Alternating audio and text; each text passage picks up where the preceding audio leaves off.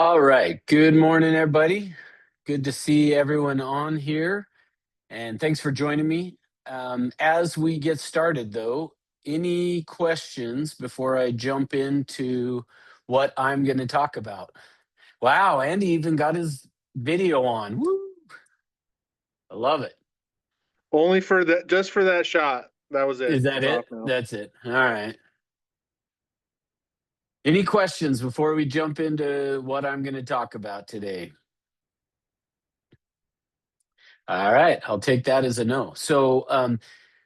What I thought I would talk about today is I have gotten and seen the last little while a number of addendums where people are referencing the commission or the brokerage fee, but they're saying on their BAC to be and then 2% or whatever, 3, 4, whatever it is. But just a reminder that there isn't BAC anymore. We don't have a BAC. There's no buyer agent commission that exists anymore. And so when I've seen that in the contracts the last week or so, I have typically replied back and said, hey, FYI, it's not a BAC, it's a brokerage fee.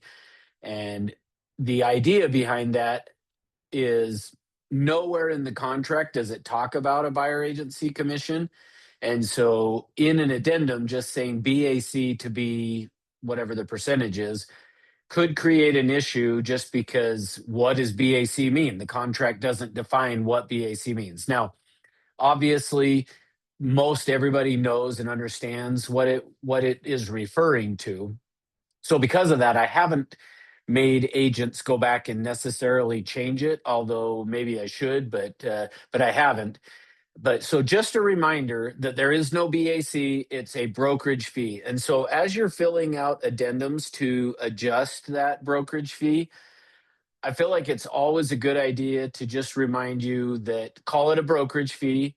And also, there is no admin fee. So, a lot of times I'll see people put that in an addendum too, saying the admin fee to be 295 from 495 or whatever. So again, that is all just part of the brokerage fee. It is not an admin fee. So it's fine within ourselves if we refer to it as the admin fee part of it, but it really is just part of the commission. So it's not any additional, or excuse me, it's not an admin fee, it's not a transaction fee, it's not any of those kinds of things. So anyway, the other thing that I have seen is some confusion regarding the listing agreement as well, in terms of when you have a listing and the seller is going to pay the buyer's portion of that brokerage fee. So let me share my screen here so that you can see it. Where did it go? I think right here. Okay, you should be able to see this. If not, let me know. But so on the brokerage fee is it first section here in 2.1 is where we're going to break down how much the brokerage fee is going to be for the seller to paying us. And so as you go through this, it's saying that if they sell the property or even part of the property at the listing price and terms stated on the data form, or price and terms to which the seller may agree in writing. So another good point here that that price has to be, if you're doing a price adjustment, it's got to be in writing. Then they will pay us the amount of whatever the percentage is and the dollar amount. And so again, just highlighting, this is all called the brokerage compensation. So or seller's brokerage fee. So anything you're going to refer to it as, do it as broker compensation, seller's brokerage fee, something like that is going to be the best. But you're going to put in the dollar, or excuse me, the percentage here and the dollar amount here that you're going to charge for that. And then this is where sometimes people are getting a little confused. I haven't seen many issues with this 2.1 other than when they're doing an addendum to change it. But section 2.2, this fee here this is the brokerage fee with an unrepresented buyer. So if the buyer is not represented by a brokerage, The seller and the company agree that the company may have additional liability and responsibilities in the transaction. And then the seller agrees that a percentage and dollar amount of the gross acquisition price shall be added. So that's the key part of this, is going to be added to the brokerage fee, which is referenced up here in 2.1. So if the buyer shows up and there is no representation, whatever amount you have put in here, then the seller is agreeing, hey, because they're showing up unrepresented, it's going to cause additional liability for us and responsibilities in the transaction, as you guys are fully aware when you've done that. It's going to increase the fee by whatever this amount is. Okay. So that one hasn't been too confusing for people, but this one is where we tend to have people being confused. So this section here is the authorization to offer compensation to the buyer's brokerage. So the key word in there is authorization to offer. So it's just the authorization to offer compensation. So this is not binding the seller at this point. Okay, so we'll go through this and make sure that it is crystal clear for you. But so what this is saying is that the company is authorized to advertise or otherwise communicate that the seller and or the company is offering to pay a compensation to a buyer's brokerage in the amount up to blank percent. Or, so key thing to remember on this is there's an or here instead of an and. These other two has an and. This is a percentage or a dollar amount. So we did see one where and it wasn't on this, but it was an addendum where somebody had put or, that where basically they said they could offer this or a like 1% or something like that. But or excuse me, it was like or 295, I think. Sorry, they were thinking they were doing 3% and 295, but it said or 195 or something like that. Well, if it says or, then basically whoever filled out the contract, it's going to go against them. So if it was the favor of the buyer saying, well, I'd rather only pay 195, then that's all they would end up paying. Okay. So just keep in mind that it's an or, not an and. So a percentage or a dollar amount of the gross acquisition price. If no amount is entered, then the company shall not is not authorized to advertise or otherwise communicate that the seller and or the company is offering to pay compensation to a buyer's brokerage. So if there's nothing filled in here, basically what that's saying is you are not authorized to tell any agents or advertise anywhere, which obviously we can't advertise on the MLS or any place linked to the MLS. But outside of that, any place you wanted, you could advertise the amount here if there's an amount in there.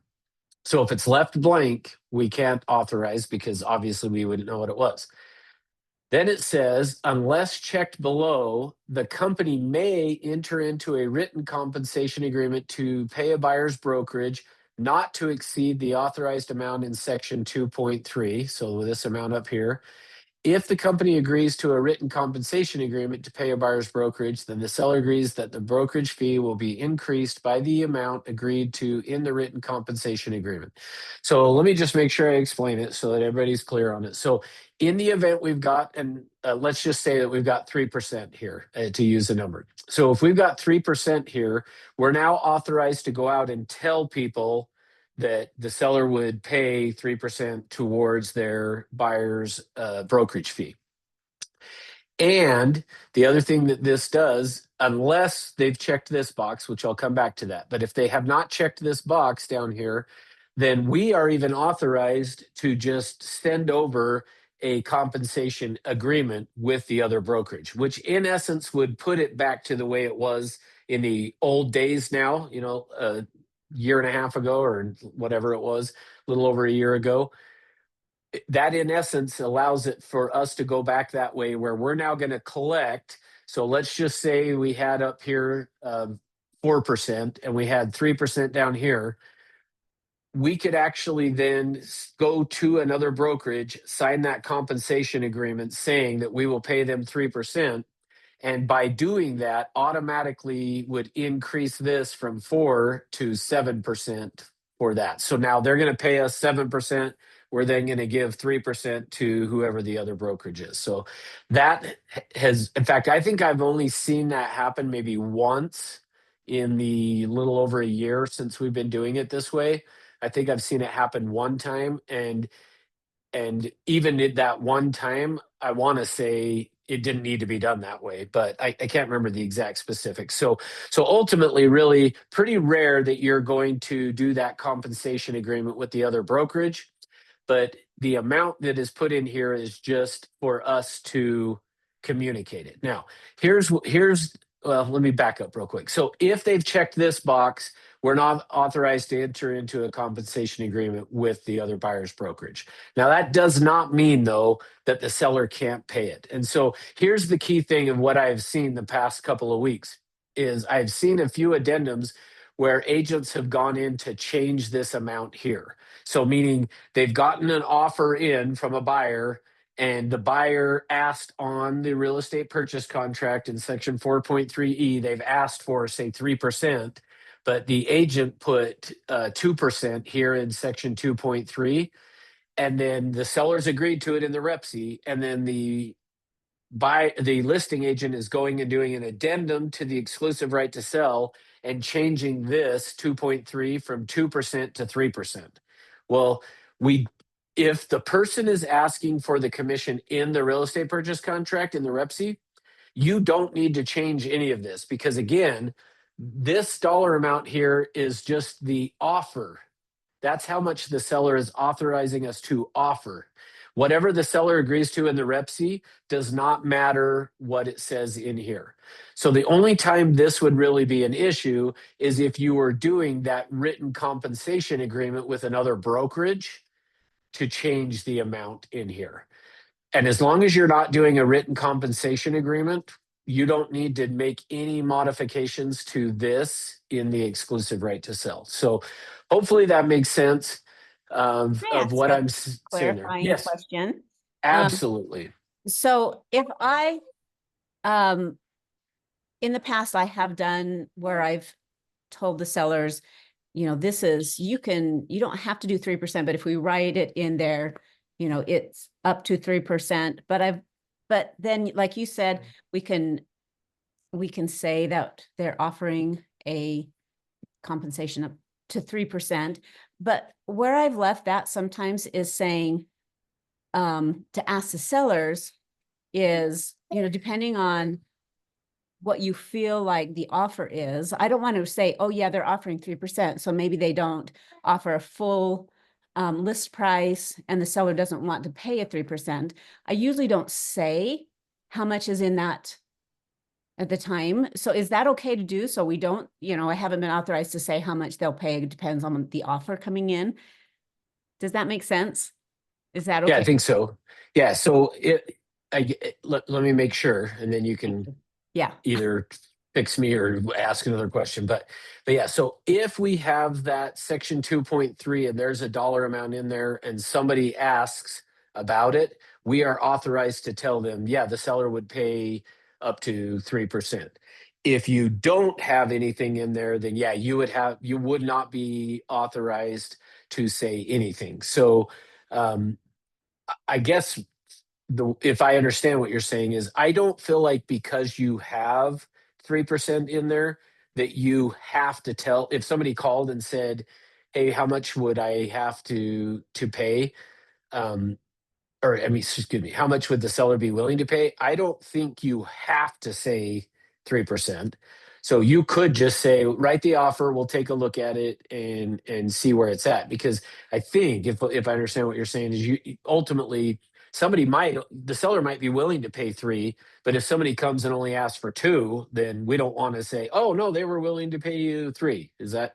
Exactly. Yeah. I don't want to say maybe they were on the fence of how much they wanted to pay, depending on the offer. Then I say, well, that doesn't mean you have to pay 3%, but I don't necessarily want to advertise that, yes, they're willing to pay 3% unless there came an offer that said, oh yeah, we'll pay the 3% because they're doing a full price offer or they're over asking or yes. Yep. So thank you. Yes, you clarified that.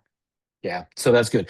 Yeah, I think that is just a good thing to just keep in mind is just because we are authorized to do it there's no fiduciary duty to that other agent that we have to tell them what the seller would do. Like, we still want to negotiate on behalf of our seller. And so for me, if somebody's calling and asking and you have not printed it somewhere, then I feel like, yeah, hey, here's what my seller's willing to do. If you want to, you're authorized to. So you have the permission to. But if you feel like, hey, I'm going to just say make the offer and see what they ask for, then that would be totally fine as well. So yeah, good question. Thank you. Yep. Any other questions on that section or anything else? All right. Well, hopefully I didn't confuse you on that, but just a good reminder of, the way that we have done things changed a little over a year ago. And sometimes, mostly I'm seeing this from outside agents, but I've seen it a few times with our own where we're making some changes and things. So just a reminder of how the process works, and that it is all negotiable and as you work with your clients and things. But I would for sure recommend in that section 2.2, if the buyer shows up unrepresented, which we are seeing more of that, I would say, than we have in the past, just make sure you're putting that in there. And I do think it is a good idea to really coach your clients on, hey, plan on, they're going to come in and ask for 3%. So just assume that's what's going to happen. And it is a little interesting to note that, a little over a year ago, the whole point of this lawsuit was that commissions, they thought, would go down. When I say they, the people, the plaintiffs, the people who were suing, this was going to reduce the amount of commissions that people are paying. But the evidence is showing we're actually getting paid a little bit more commissions with this way. So who knew changing it would actually be to our benefit? So anyway, cool. Anything else I can help you guys with? If not, we'll be done. I do have a question on, when you're having your seller sign, the agreement. Is it okay or is it not okay to say, hey, comment, they're trying to decide on the buyer's agent or on the commission for yourself. Can you say like, commonly you'll see 3%, or should you not even say a number at all? No, I think it's a good idea to tell them that for me, I would say, hey, plan on 3%. Plan on that when the buyer comes in, they're probably going to ask for 3%, but that is negotiable, and we might be able to get less, and just have the conversation with the seller of, if somebody calls me and asks me, even though you've authorized me to say 3%, do you want me to say something different? Do you want me to try to get it a little bit lower? And we'll see what happens. So we did have an agent within our brokerage, though, up in Park City, that he had the listing. Buyer came in and asked for 3%, but the seller had only agreed to 2 in that section. And so our agent just, said, hey, I'm only authorized to tell you they'll pay 2%. And during the negotiations, the other agent, and this is the point of this is what I would say to use to help explain to your sellers, is the other agent called and just said, hey, they've signed a buyer broker with me for 3%. You're only offering to pay 2, and they don't want to pay the difference. So we're actually going to move on to go look at a different house. So that seller lost, and I wouldn't even say potentially lost. I mean, I guess it could be potentially, but I would say that seller lost a deal over 1%. And I ended up talking with the agent and the seller, and the seller was like, well, if that was going to be the make or break of the deal, I would have done it.